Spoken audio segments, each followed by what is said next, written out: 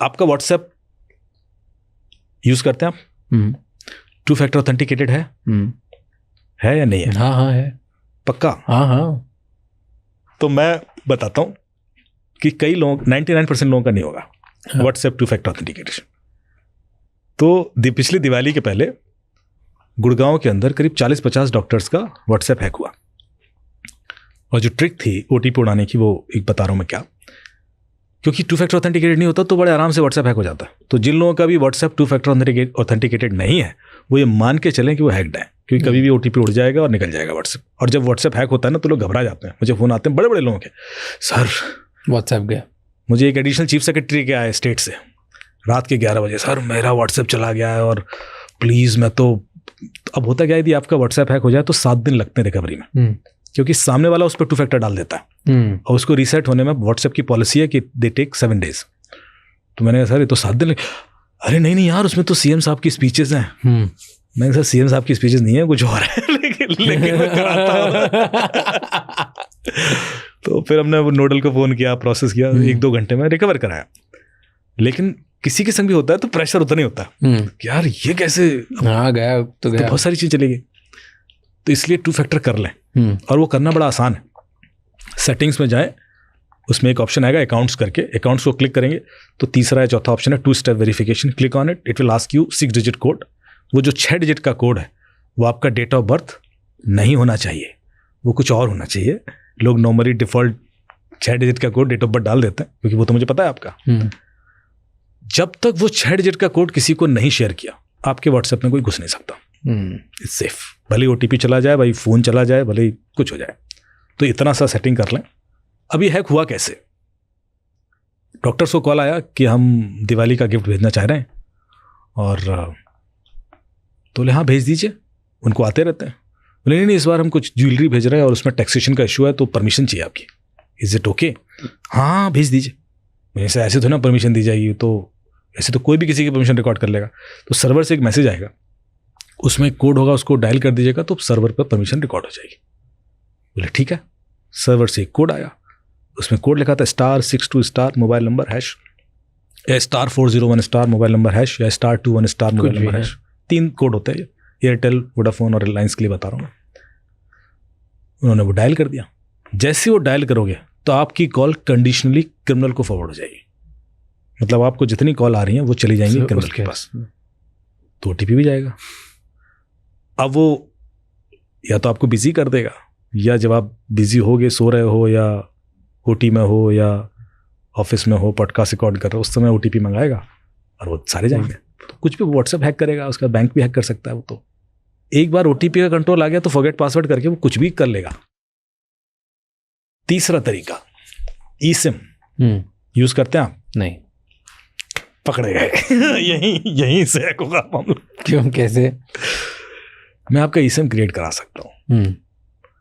आपसे छोटी सी गलती होगी और वो ई-सिम क्रिएट हो जाएगा। यदि मेरे पास आपका ई-सिम आ गया तो भी ओटीपी तो मुझे आना ना। तो ई-सिम क्रिएट कैसे होता है? ई-सिम करना चाहिए यूज की नहीं करना चाहिए। उससे सिम स्वैपिंग के चांसेस खत्म हो जाते हैं।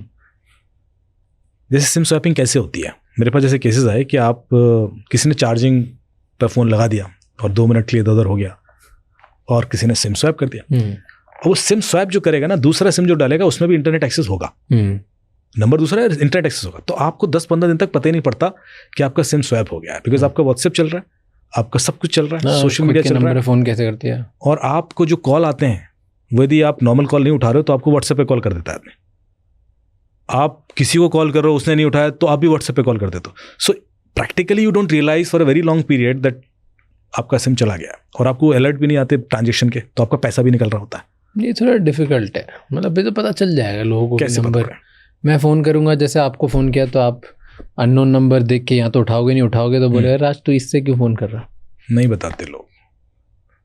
आपकी लाइफ में शायद लोग इतना कॉन्शियस हों। मेरे पास प्रैक्टिकल केसेस आए, लोग 10 दिन बाद आएगी, सर मुझे पता ही नहीं था कि मेरा सिम स्वैप। हम क्योंकि सब कुछ नॉर्मल चल रहे थे अनकॉन्शियसली। ये है कि either the person is very close to you तो शायद बता देगा। इफ़ यू आर बिजनेस मैं कर रहा हूँ, लोगों को कॉल करो, तो आपके पास 2 नंबर भी हो सकते हैं, आ गया दूसरे नंबर से, तो ऐसा तो ना बोलेगा कि इस नंबर से क्यों कॉल किया। ऐसा कोई ऑब्जेक्ट करता नहीं है। उसके बाद दूसरा तरीका कि आपका फ़ोन यहाँ पड़ा हुआ है, चार्जिंग पे लगा के गए हो आप, और आपका OTP आता है, तो फ्लैश करता है स्क्रीन पर, तो कोई देखकर व्हाट्सएप कॉन्फ़िगर कर सकता है या जो भी मंगाना चाह रहा है। तो उसमें एक ऑप्शन है कि आप सेटिंग्स में जाएं, लॉक मोड में SMS विजिबिलिटी डिसेबल कर दें कि वो SMS फ्लैश ना हो, OTP SMS फ्लैश ना हो। ठीक है, आप जाएंगे, सेटिंग कर देंगे। अब आप चार्जिंग पे लगा के चले गए या आप टेबल पर रख के वॉशरूम में चले गए, तो मैं OTP कॉल पे मंगाऊंगा, क्योंकि लॉक मोड में मैं कॉल तो उठा ही सकता हूं, OTP सुन लूंगा। तो क्या करें, फोन छोड़ के ही नहीं जाना है, क्योंकि मैं कितनी सेटिंग बताऊंगा जेब में ही रखना। आप जब मैं, मेरा पर्पस सेटिंग्स करवाना नहीं है, मेरा पर्पस ये कॉन्शियसनेस बिल्ड कर देना आपके अंदर कि आपको पता होना चाहिए कि फोन आपका अब सिर्फ फोन रहा नहीं। और ये इसी गलती की वजह से होता है। मैं आपको गलतियां बताते जाऊंगा and then you will realise यार ये तो कोई भी कर सकता है। तो अगर eSIM हो तो फिर सिम स्वैपिंग नहीं हो सकती? नहीं हो सकती, लेकिन eSIM यदि आपका नहीं है तो कोई क्रिएट करा सकता है। तो हम ही खुद ही जाके क्रिएट कर लें पहले। तो eSIM कैसे जनरेट होता है कि आपके नंबर से एक SMS जाता है ऑपरेटर को, eSIM स्पेस ईमेल आईडी, जैसे एयरटेल है तो 121 कुछ आएगा, eSIM स्पेस ईमेल आईडी।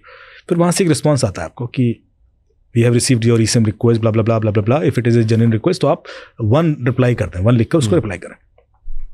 जब आप 1 लिख के रिप्लाई करते हो तो जो आपने पहला मैसेज भेजा उसमें eSIM स्पेस ईमेल आईडी, उस ईमेल आईडी पे आपको एक QR कोड आ जाता है। उस QR कोड को आप आईफोन से स्कैन करोगे तो आपके फ़ोन में सिम आ जाता है।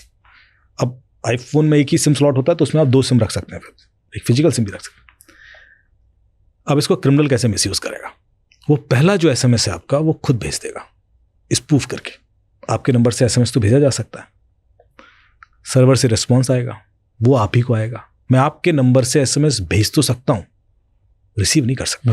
रिसीव तो आप ही करोगे। मैं आपके नंबर से कॉल कर तो सकता हूँ, रिसीव तो आप ही करोगे। बस यही सोल्यूशन है यहाँ पर। तो जब आपको वो रिसीव मैसेज आएगा कि आपकी eSIM रिक्वेस्ट आई और आपको पता नहीं है, ये उन लोगों के संग ज़्यादा होता है जिनको आइडिया नहीं कि eSIM क्या होता है, तो उससे पहले वो आपको कॉल करेगा, क्रिमिनल कहेगा कि सर आपको तो पता है कि साइबर क्राइम काफ़ी बढ़ गया है। आप कहोगे हाँ, तो आपको तो पता ही होगा सर कि ट्राई की अभी नई रेगुलेशन आई है। हाँ, आपको तो पता ही होगा सर आज सुबह की न्यूज़ है कि 7 साल से पुराने सारे सिम कार्ड बंद कर दिए जाएँ जिनका KYC नहीं है। तो सर आपको तो पता होगा कि आज तो डेडलाइन है सर। वो बार बार बोलेगा आपको तो पता ही होगा, आपको तो पता ही होगा। पता क्यों? हमारे दिमाग की कमजोरी है। यदि कोई आपको बोलता है ना कि आपको तो पता है, तो आप उसको काउंटर नहीं करते कि नहीं मुझे नहीं पता।